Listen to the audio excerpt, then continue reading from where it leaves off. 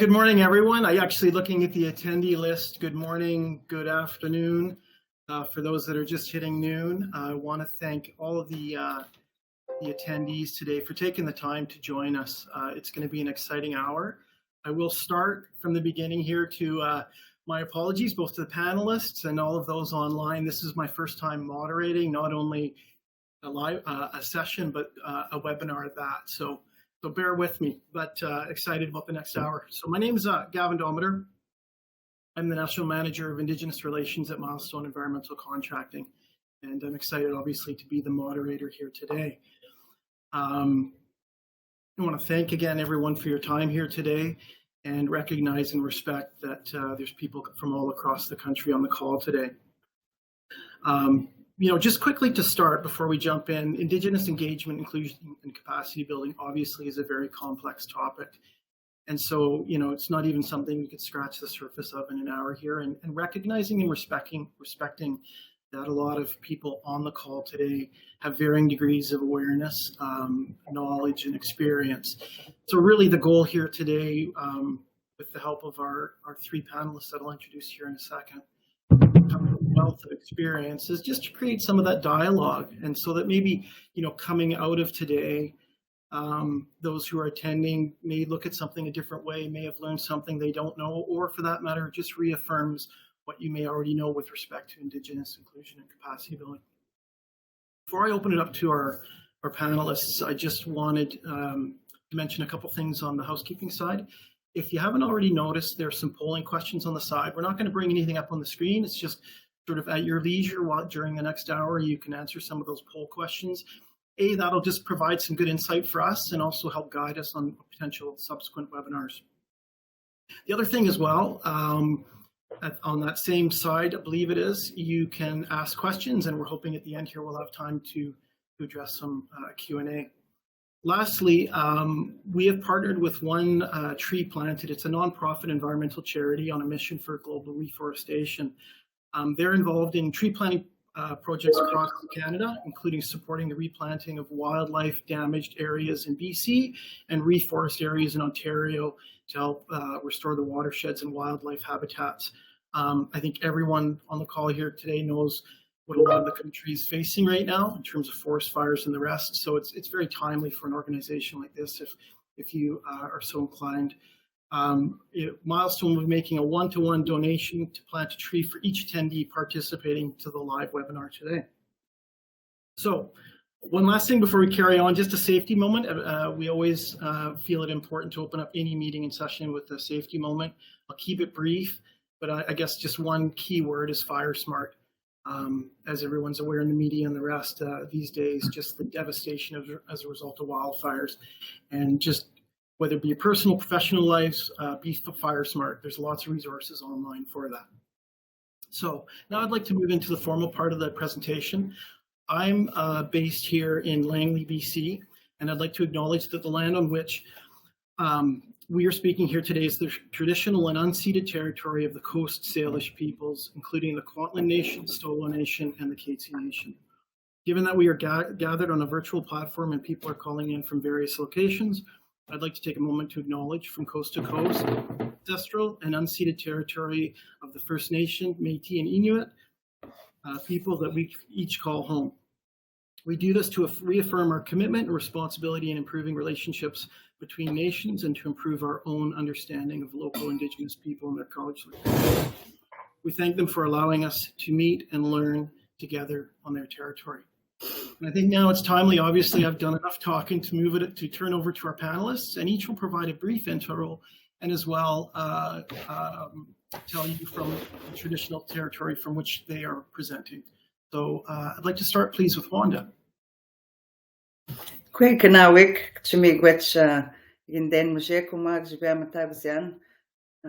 afternoon, everyone. Good morning for some of you. My name is Wanda Tusky. I am director and partner at the Conti Construction, a Algonquin Anishinaabe company.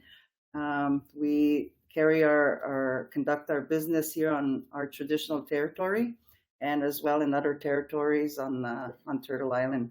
So, Chimigwech for having me here today, and look forward to our discussion. Perfect. Thank you, Wanda. I'll just move across my screen here. Houston, please. Lal and Gavin, thank you, everyone. Good morning, good afternoon. Neen Delawisi, Houston Barnaby. My name is Houston Barnaby. I'm calling you live from Mi'kmaq country, what we know as Mi'kma'ki, and specifically Jibuktuk, which is Halifax in Nova Scotia. In my early career, I was an Indigenous rights lawyer supporting my nation as in-house counsel in the negotiations and consultation with the federal and provincial governments. I am now a co-founder at Indigenous Treaty Partners. We are an Indigenous consulting firm doing cultural awareness training, but also additional consulting services, reconciliation, action planning, and the like. Our aim as a company is to uplift and to support non-Indigenous organizations in their reconciliation journey. This is definitely work that I'm very passionate about, and I look forward to sharing with you all the things I've learned in my brief journey so far. Awesome. Thank you, Houston. And last but not least, Aaron, please. Good afternoon, good morning, everybody.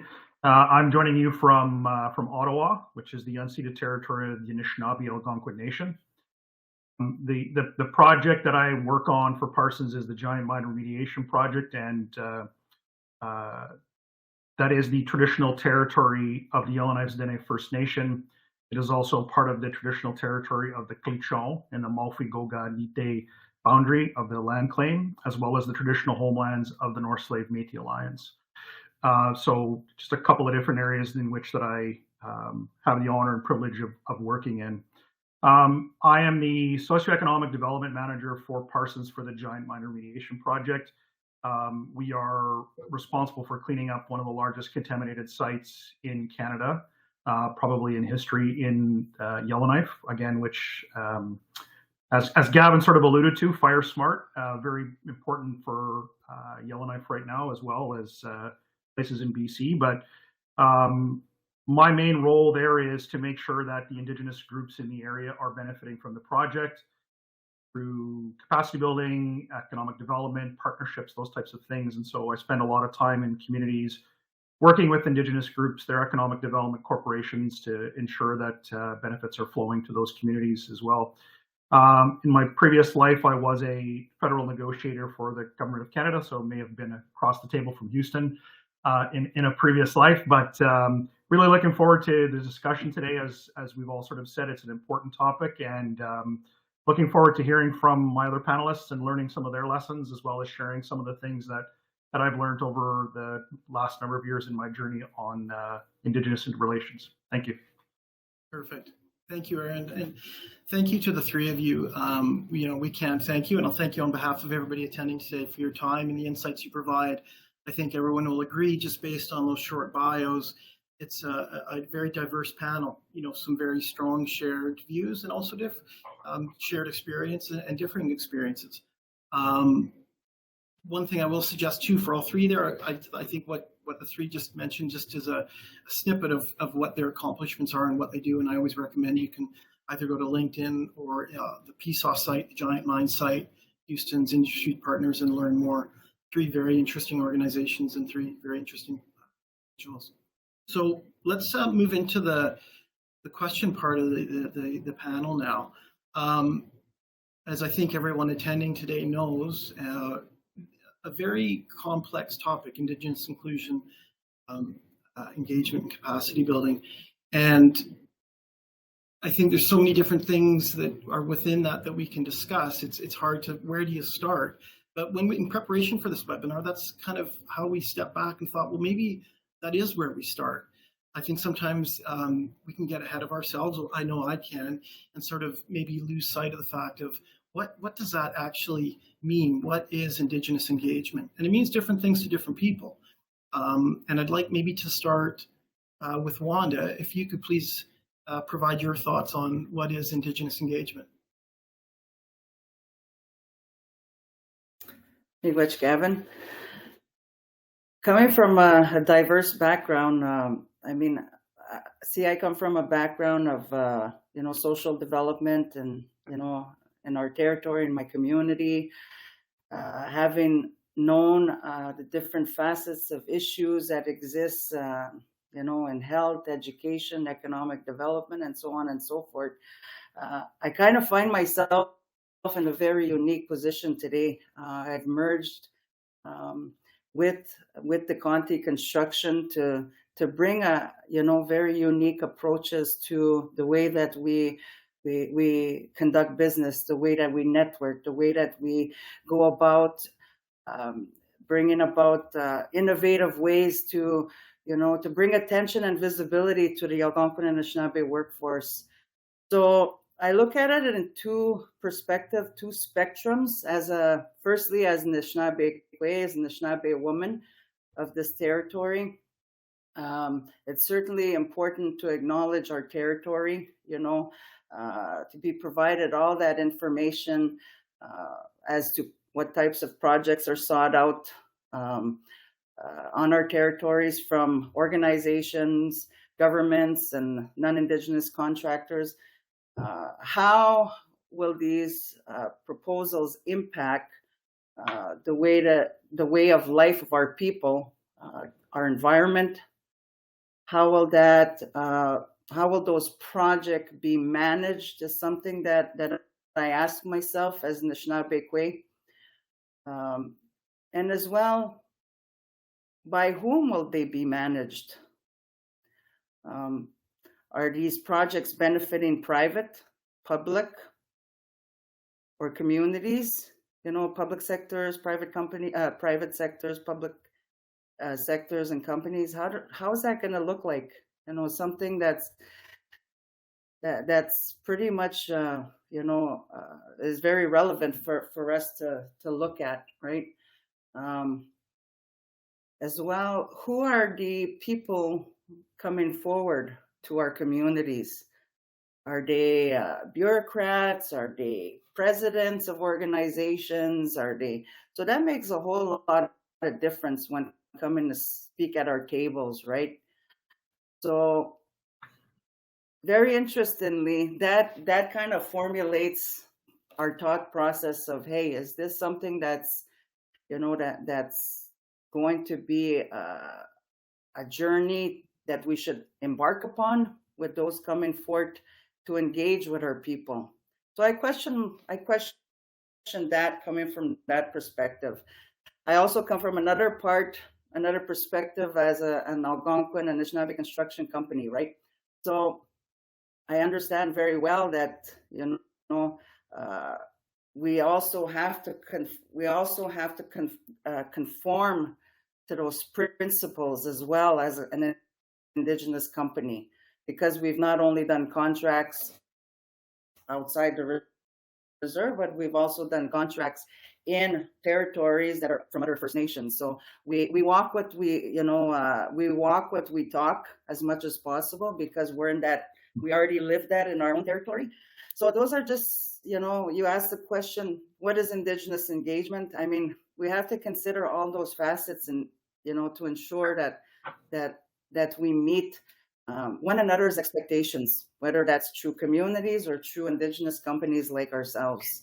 And certainly we want to be part of those important dialogues, we want to be part of promoting that mutual respect, so that together we can, change the narrative.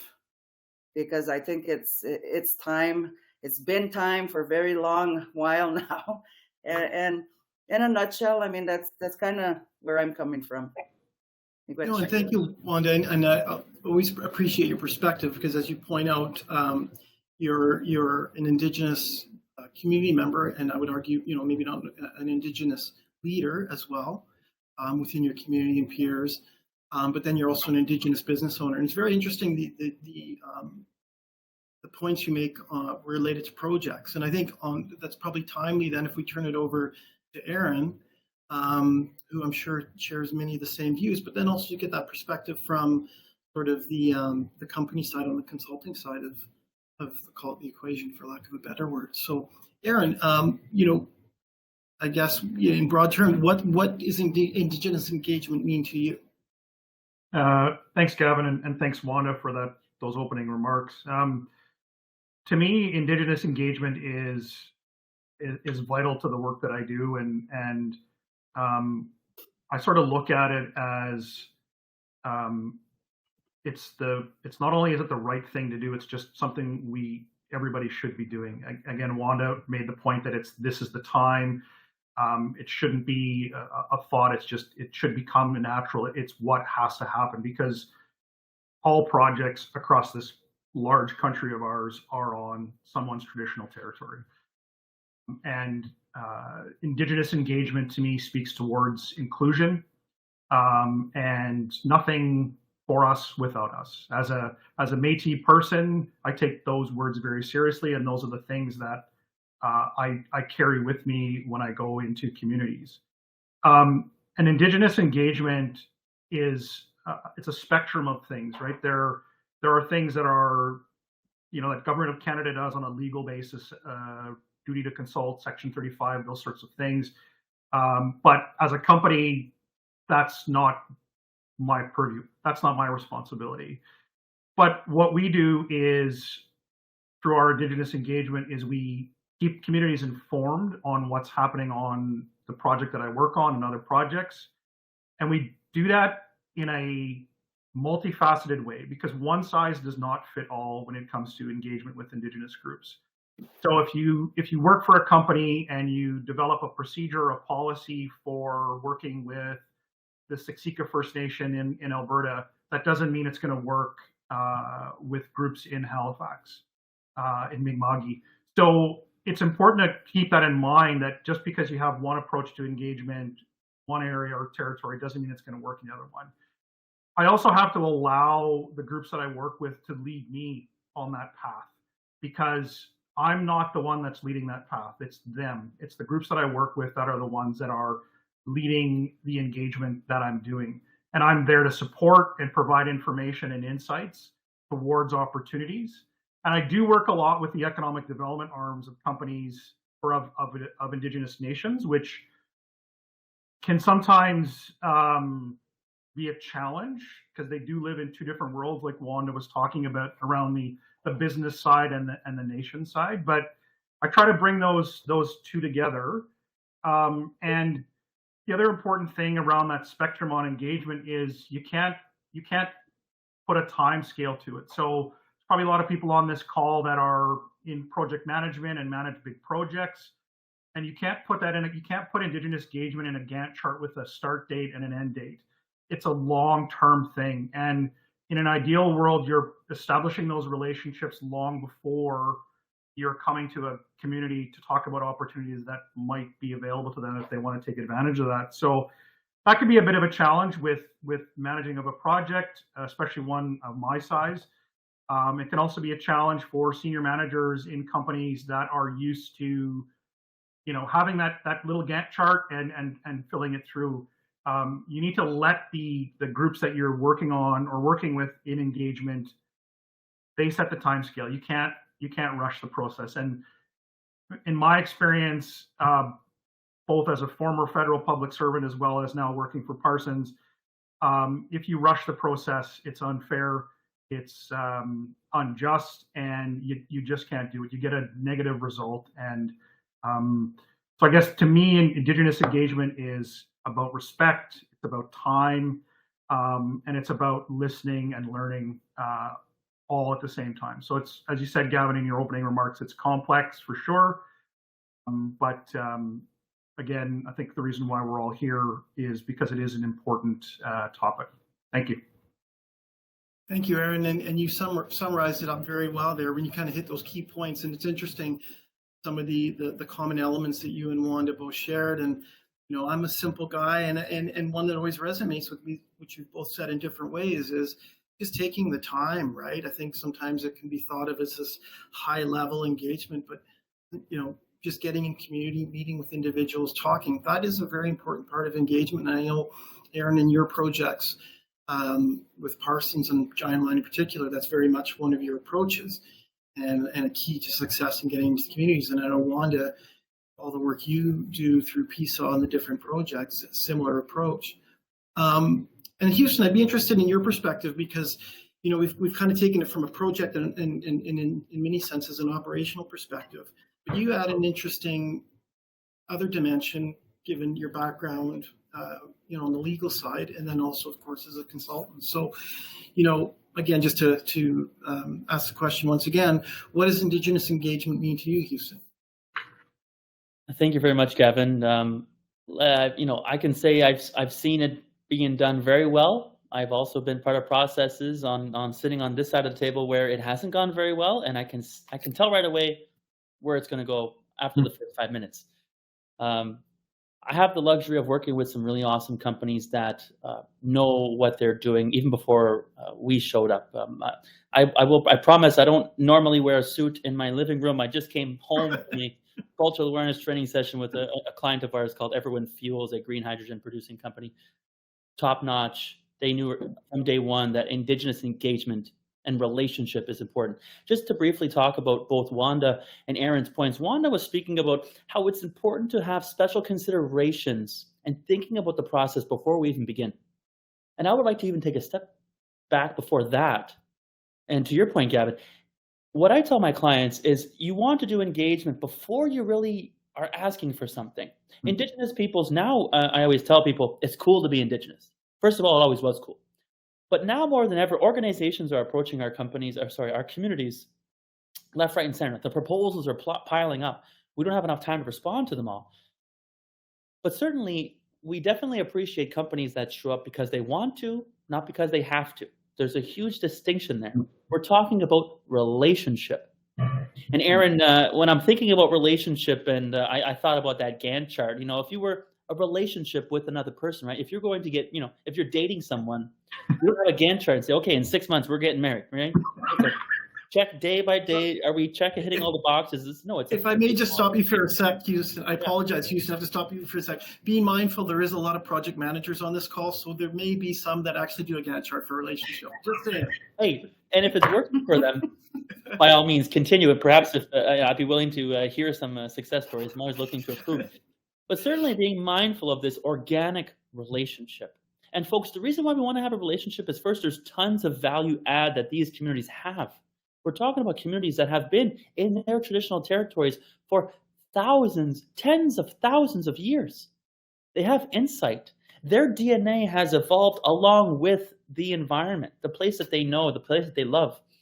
In Mi'kmaq folklore, we have the idea of coming from the earth. The Mi'kmaq term for to be born is Weskijinnuin, but it really means to surface.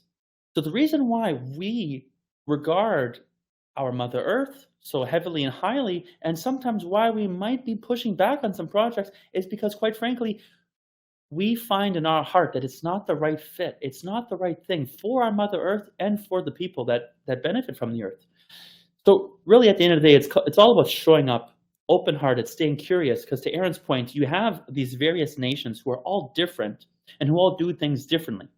So by staying curious and keeping an open mind and being open to the fact that these relationships take longer than you might anticipate, right? Indigenous peoples, we think in thousands of years. We don't think in tomorrow or quarters or weeks and months. We think in long term. So it's very important that we know that walking in so that we're not surprised about how beautifully slow this relationship may be taken to form. But once it's formed, I promise you, it is a strong relationship, and that's what you want. Thank you. And if I may, there's one word in there that really, well, many things that resonated in what you said, but just use the word curiosity there. And I find that is a fascinating, for me personally, and it relates to engagement. As you said it, I sort of thought about it more, was to me, and correct me if I'm wrong, anyone on the panel, of course, but engagement in many ways is just exercising a level of genuine curiosity. Because then you're asking the questions, you're trying to get to understand the people. But what I've always been amazed in, I don't share obviously the same levels of experience and background and the rest that you all do. But in my experience working with Indigenous communities, given the tragic history that we all know and are aware of, it still amazes me you can be in the most remote community, whether it be First Nation, Métis, or Inuit, and you would think, just based on history, that you would be met with attention or this, always opened with open arms. And particularly pronounced is when you genuinely are curious, and if you start to ask individuals about not only themselves and their families, but their background. And so I just wanted to kind of tie in on that point, because I think, again, it's how do we engage? And I think sometimes that's such an interesting way of looking at it, I think, is that curiosity. So I want to thank all three of you for that, your thoughts on that first question there. And perhaps in some ways we've answered the second question, but maybe we can sort of, list out what are kind of 3 or 4, maybe 5 points of, okay, we've talked about what is Indigenous engagement, but, why engage? And I think here, we have all different types of individuals as participants. Arguably there's obviously just out of respect and recognition, culture and the rest, but maybe we even answer this question in terms of from a business perspective.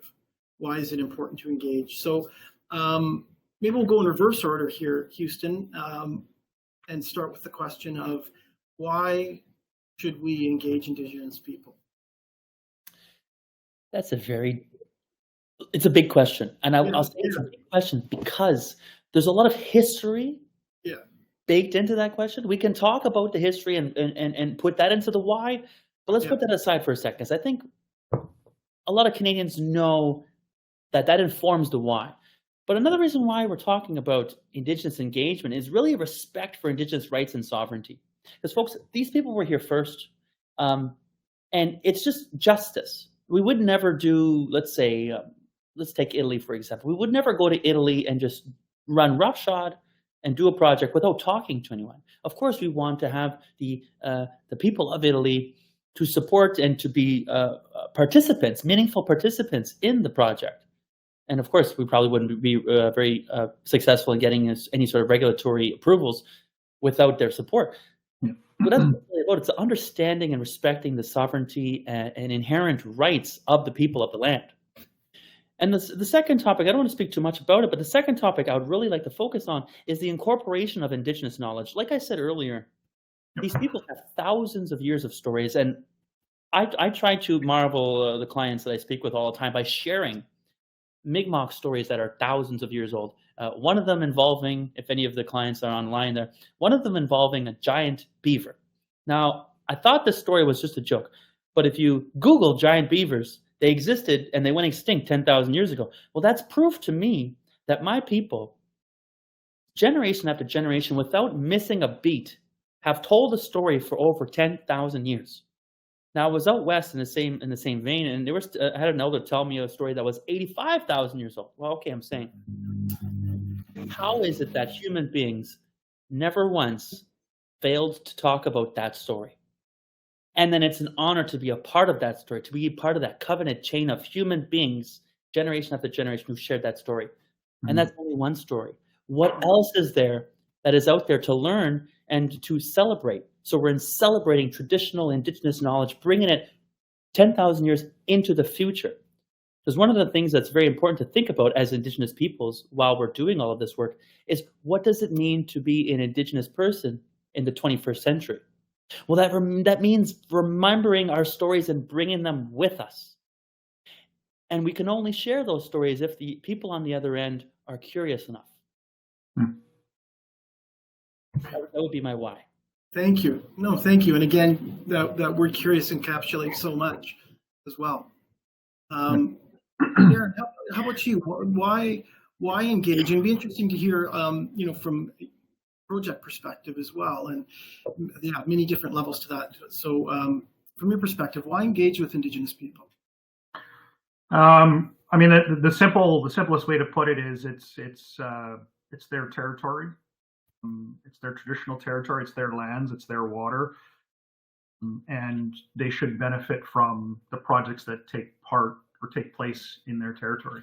In the case of my project, the Giant Mine Remediation Project, right, it's a Government of Canada project, and we're there supporting the implementation of that work. But my main driver every day is to ensure that the Indigenous groups that have been greatly impacted by that project are benefiting from the project moving forward. And we use this word in our project that is challenging for some people, but to me it's meaningful. It's about legacy. And the type of legacy that you want to leave in the communities that you're working in, and working with those communities and having those discussions with them. And I like that word, curiosity. I never thought of it in this context before Houston brought it up, but in sort of replaying my career, my experiences, it is the curiosity that has benefited me the most in just asking the questions to people. And some people may find this a bit odd, but I would rather sit and talk with somebody from a community about their grandkids or fishing or something else rather than business. And that to me, there's way more value on a personal level in that part, and that builds that relationship piece that I think we're all talking about. And the business can come later. And I find in the project that I'm working on right now, because I've had the fortune to be able to cultivate some of those relationships over a number of years, you can have some of those challenging conversations about opportunities. But again, you have to be respectful of the people you're engaging with and let them lead you down the path that they want to go down. You can't put a round peg in a square hole. In this case, you've got to let them, you know, as an organization, you have ideas about what you want to accomplish, and, you may have, targets or objectives, those types of things. And those are fine to develop in the background, but that shouldn't be the main driver as to why you're engaging. Again, I said it at the beginning, it's the right thing to do. It's their territory.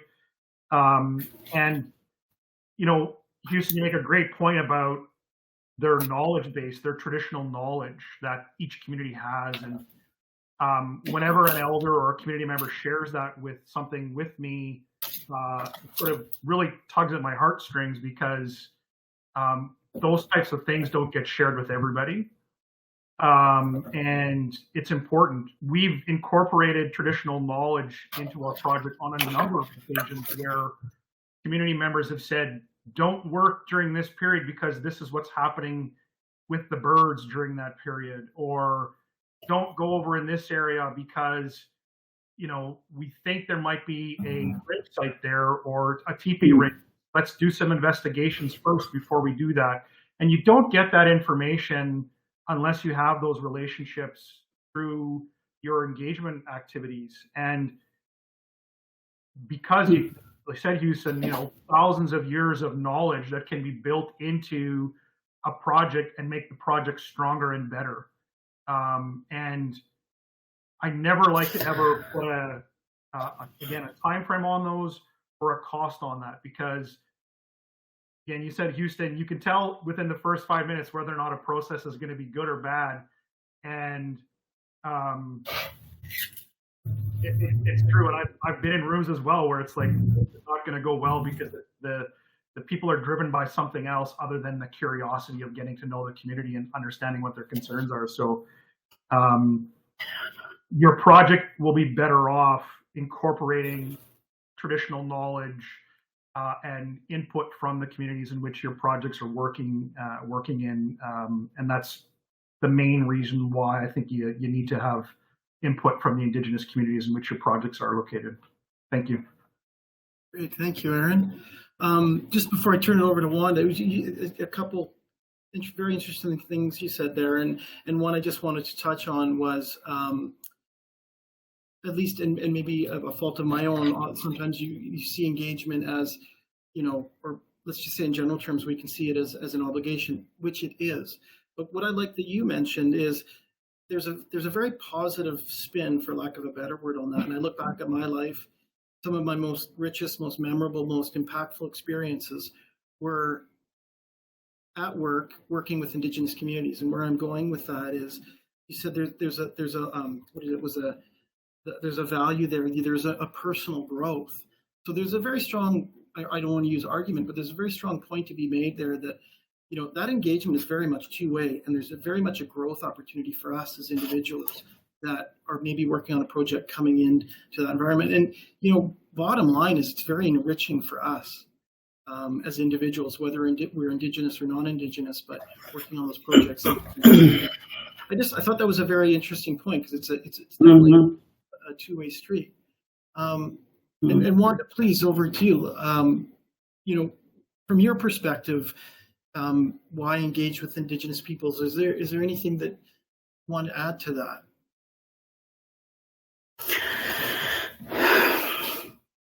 Absolutely. I mean, the way that I live my life, the way that my family has taught me to live on our territory, the way that we've been sustaining, the way that we have for thousands of years. My response to this question is simply, we've learned a lot from history of the way that we've been treated, the way that policies have affected our nations. And it's simple. We want to be at the forefront with business, with the government, and simply have the mentality of, we know what's good for you. We know what's best for you.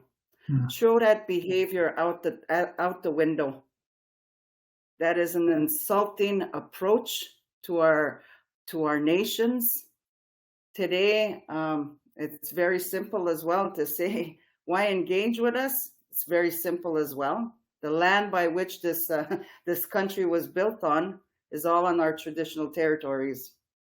And I'm not going to get too much into the technical, the historical, because I think a lot of us are beginning to hear a lot of example, the Indian residential school. Well, what is it that we can learn from those travesties, and where do we go from there to be able to for the government to reconcile with our Indigenous nations? For me, it's not I have nothing, my nation has nothing to reconcile with the government. We didn't do anybody wrong. They came onto our territories. It's time to show some respect. It's time to come in good faith, because today in our generation, we have many, including our ancestors, our traditional chiefs, our band, our tribal council, and professionals within our own nations that are, that are great advocates, that bring important truths at the forefront about history, bring great knowledge, again, repeating what my brothers here said about wildlife, about, teachings around the land base, promotion and inclusion of decision making. All these resource people that we have in our nations are able to make those decisions. Mm-hmm. And we have to be able to eliminate that notion that, here, little Indians, we have solutions for you. Those behaviors need to end, because the future, as we go further into the future, you will be surprised that many are coming forward, being at those tables with your children. And we need to promote now what that will look like for them. Okay. And that's really important for me personally as well, being a mother and a cookum. I'm also a grandmother.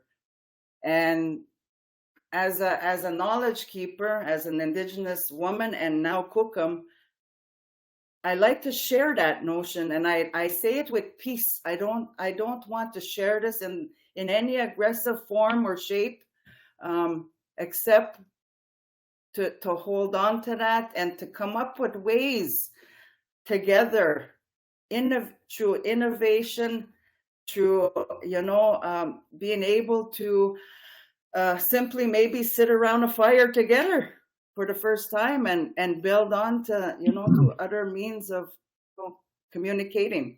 Another aspect of this as well is you need to be there, mind and spirit, with us when you are to be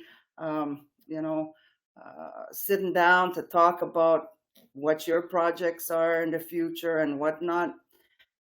Leave your hats at the door. That's a great lesson of humility that I've been taught, And I've been sharing this because I've had to do the same thing. Leave your hats at the door and just humbly come into our communities and you know, let's talk about what's important in our lives and move forward from there. It's very simple. Understanding the workforce, understanding the socioeconomic demographics is another important reason why, and you know, we should engage Indigenous people so that we can have that proper sharing of information, right? Understanding the strengths of our communities is certainly, you know, and our aspirations of the future, our visions. You know, that's why you should engage Indigenous peoples in whatever processes that, you know, you may have coming up. Very critical for building those foundations. And like we've heard, before you date, you know, before you get married, you know, during dating, you know, we have to get to know each other a little bit. But on that note, I certainly want to promote, you know, that those actions be considered. If you don't know the answers, come to the communities, touch base with your Indigenous brothers, sisters, organizations. And from there, we build, you know, some important bridges to moving forward. Thank you, Wanda. I can't agree with you more. You know, coming with, what did you say? Coming present. And I guess what I want to share with the panelists and everyone on the call here today, Milestone has been a partner with Conti Construction now, going 7 on 8 years. And I've had the pleasure of working with Wanda and her team for the last 2 or 3 years. And I can't say enough of how much it's been a growth experience, not only in terms of learning of her culture and the community's culture, but from a purely business perspective. There is a lot of experience, capacity, complexity, and the rest. And so, you know, there's one thing to be exposed and to grow from a cultural perspective, but there's a pure business growth and maturity of experience working with your team. And I thank you for that. You also mentioned too there, what was it? Yeah, don't come in sort of telling us what to do. I'll just share a brief experience, but it resonates with me. Many years ago, I did a job up in the Arctic, a very remote job working with remote communities. And it was very interesting to quickly learn how some of the most pressing and complex problems from an operational perspective could be solved by engaging in particular with the elders. And some of them may not even speak English, but what I'm getting at, if you came with the Southern mentality, for lack of a better word, some of these individuals may at best grade 5, 6 education, and yet came up with solutions that, you know, you could argue would save hundreds, you know, not millions of dollars, without kind of getting into too many specifics. I think the point I'm trying to make here is, you know, and I apologize if I'm repeating anything any of you have said, but there's this sort of the cultural, the historical, all of those elements that are critical to, I believe, why we engage.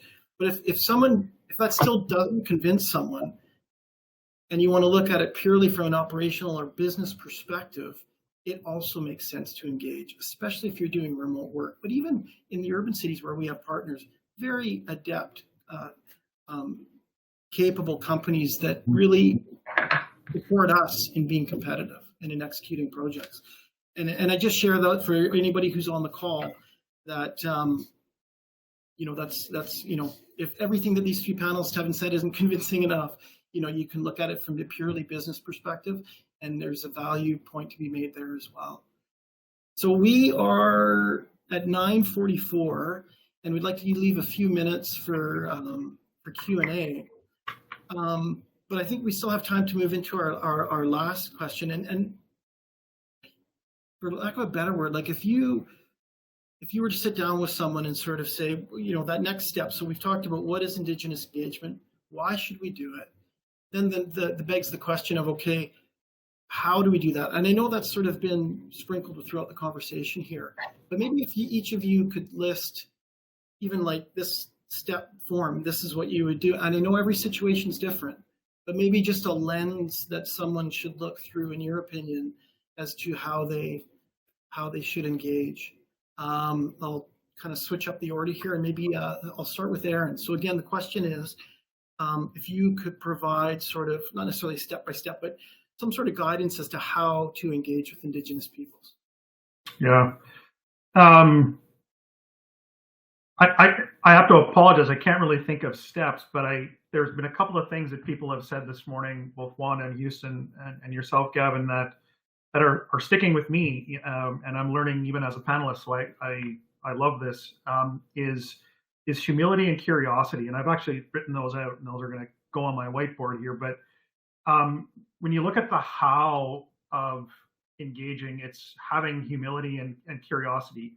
And how do you need the humility to approach the groups you're working with, the Indigenous groups you're working with. Again, that's parking any preconceived ideas or plans at the door or out the window, as Wanda said, and coming in with an open heart and an open mind.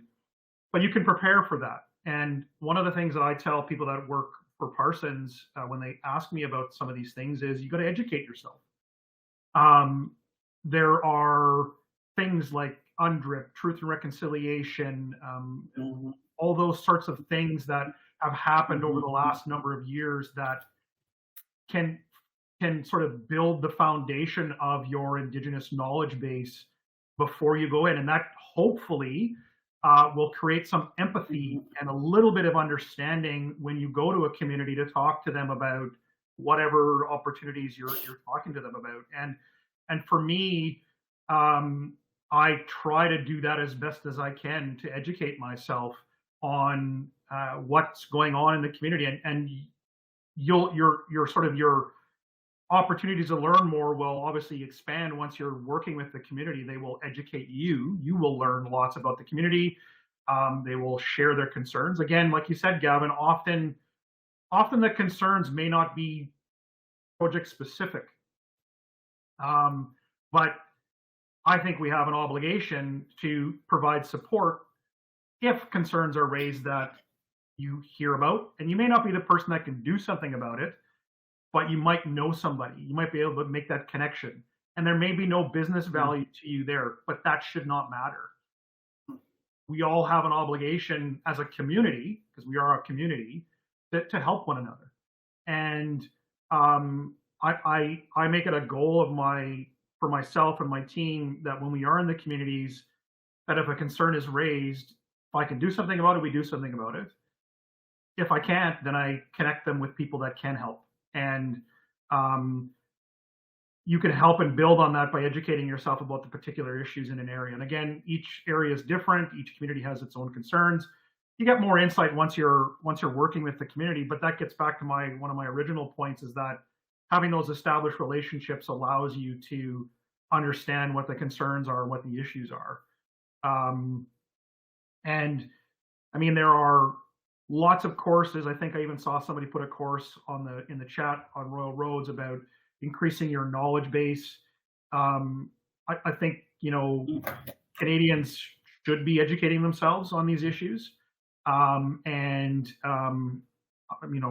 educate my children in our house, and they in turn educate their friends. They educate their teachers, and it's that whole circle of life, those stories that continue to get done. So educating yourself is probably the most important thing before you go into a community, to sort of have that knowledge base and then build on it as you go on. So sorry there weren't steps there, Gavin, but But I think, and it's my poor choice of words, I'm sorry, but what I think you've nailed it. And really that one thing I think we've talked in different ways, but maybe not used the word during this discussion, is to educate yourself. And that takes so many different forms and so many ways of doing it. And I think that's many valuable things you just said there. There's a key overarching theme of to educate yourself, research, and come in prepared. And it can be very rewarding and enriching. Before I head over to Wanda, I'll just encourage everyone, have a look at some of the comments here. There's some very interesting comments. that are being made. I won't get into, well, maybe we'll touch on some of those in the questions if we have time, but I encourage everyone, there's some very insightful dialogue, and thank you for those that are making chats, because again, this is all about, and to use the word you just used, Aaron, a community, an online community right now that's having a discussion, and let's help educate each other through this. So Wanda, how, what can you add in your perspective on how to engage with Indigenous peoples, please? Oh, is there a delay? Me? Yeah, there was a bit of a delay. Yeah. Me? Yeah. Yes, please. Okay. Sorry. Okay, Miigwech. I'm gonna take another little twist to this. I must say, we cannot engage with Indigenous people if we do not sort out the fundamental issues which affect our full participation and inclusion at all levels. That's the way I look at things. So I've given some, already some information, general information to you all. I thought it'd be important to maybe share some personal experiences as to what I mean by, bringing those fundamental issues at the forefront so that we can fix them. Okay.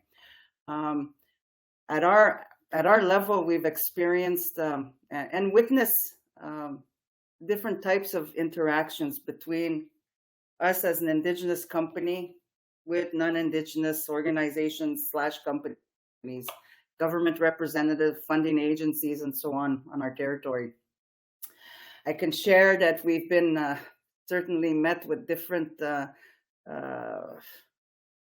types of behavior, which was at times very, very nice, other times very negative and very insulting. How to engage with Indigenous people? Well, like I said, we need to be prepared to bring all our truths, all our experiences, so that we cannot repeat what hasn't worked.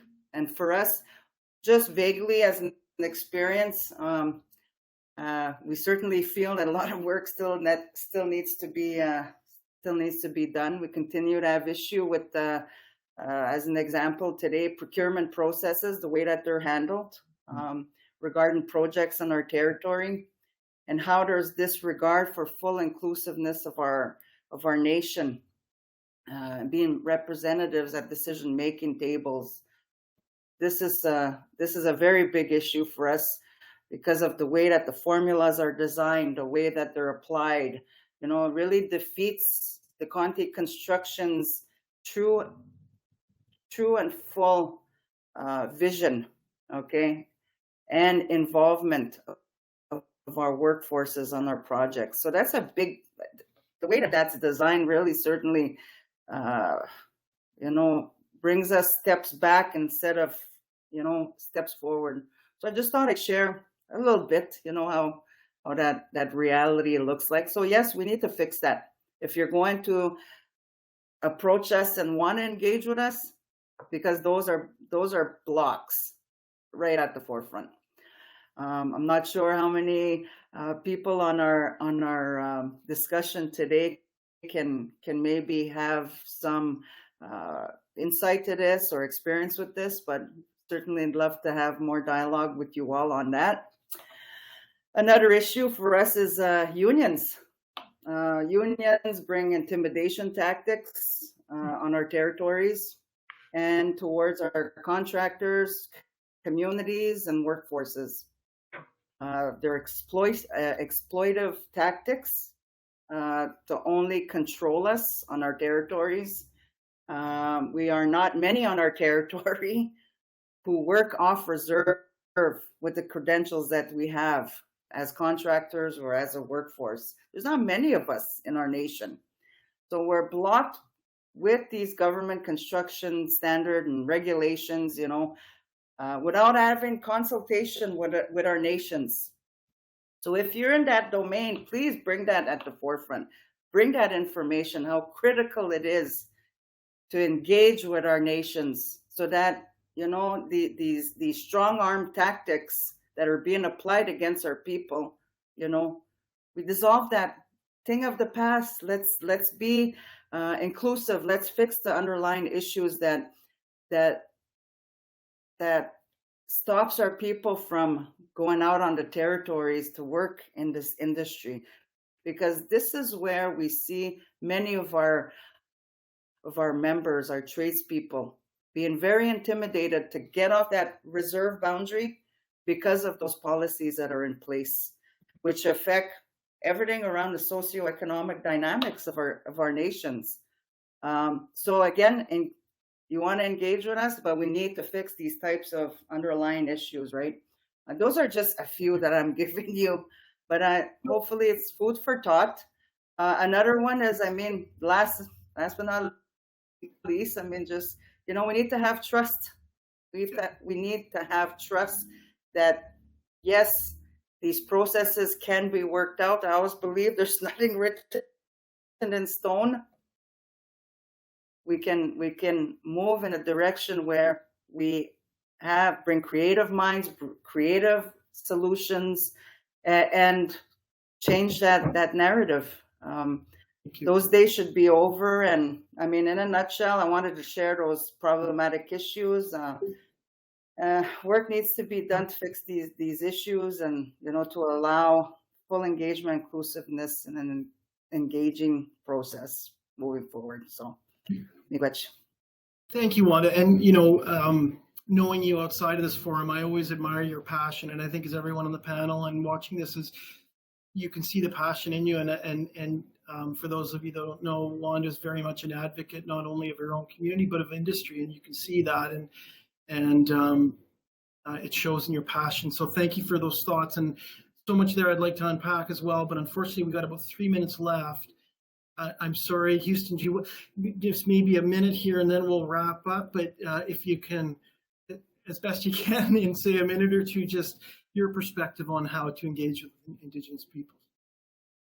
I'd like to echo everyone's comments. Certainly what Aaron said about education. At Indigenous Treaty Partners, we offer a service called Professional Indigenous Ally Training, and I have seen firsthand the difference that those kind of workshops make when you have a whole group receiving the same message, coming together with solutions. Everybody's talking about it. What can we do? Okay, we're going to build upon the past and understanding the past and moving forward in a good way in the spirit of peace and friendship, and also to foster reconciliation.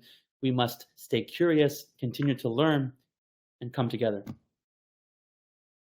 Very well said, and what a beautiful way to wrap that up. And I think, you know, I apologize to everyone on the call. We won't be able to take the Q&As, but I highly encourage you, if you haven't already, please complete the polling and also list any questions you may have in there, because this is our first webinar, and we'd love to do more. And your questions will help guide us as to what may be important topics that you want us to address on subsequent webinars. There's also a link. There'll be something. Well, before I do that, sorry, Wanda, Houston, and Aaron, can't thank you enough for taking the time.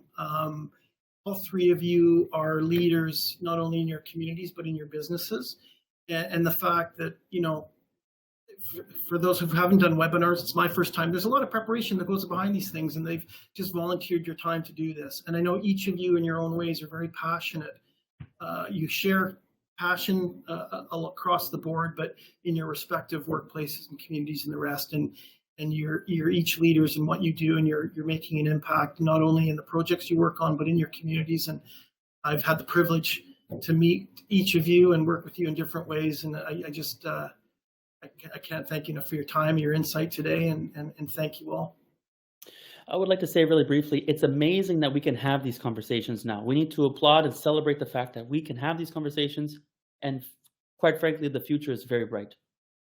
Yes, thank you. Thank you, Houston. So before we actually wrap up, there is a link on our screen to our website, which will give more information about Milestone. I believe Houston has put his website in the chat. Aaron and Wanda, if you want to put anything in the chat for people, I think that there, and on our website, there is a quarterly newsletter. We'll keep you up to date on our latest news, and And again, we're hoping to do a webinar again here potentially in November.